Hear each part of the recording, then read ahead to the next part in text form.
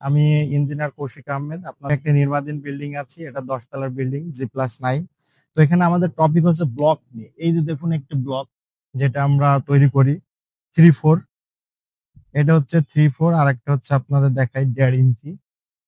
এই যে এই যে 1.5 ইঞ্চি ব্লক বা হচ্ছে আপনার যে 3-4, এই ব্লক গুলো ভেঙে যায় কেন? এটা হচ্ছে ভাঙার মূল কারণ হচ্ছে আপনার এটা কিউরিং হয় না।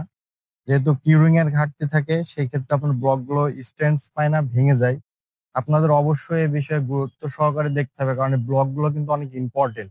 এটা আমার স্ল্যাবের ভিতরে যায়, যেহেতু স্ল্যাবের ভিতরে যায় সেহেতু আপনাকে এটা কিন্তু খুব গুরুত্ব সহকারে দেখতে হবে। এটা লেবার মিস্ত্রিরা ব্লক তৈরি করে ফেলায় রাখে, ফেলায় রাখার পরে তারা কিন্তু কিউরিং করেন, এটা এইভাবেই পড়ে থাকে। আর এটা তৈরি করার ক্ষেত্রে আপনাকে ছাদের পিএসআই অনুসরণ করতে হবে, কারণ আপনার ছাদে কত পিএসআই 3,500 হলে আপনার এটাকেও 3,500 পিএসআই তৈরি করতে হবে, 100% সিলেট স্যান্ড এবং সিমেন্ট দিয়ে।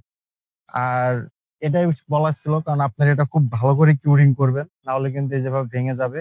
এবং এটা ছাদের ভিতরে থাকে সেহেতু আপনাকে এটাকে দুর্বল ভাবে দেখলে হবে না। Like, comment, share. আশা করি সবাই ভালো থাকবেন। ধন্যবাদ। আসসালামু আলাইকুম।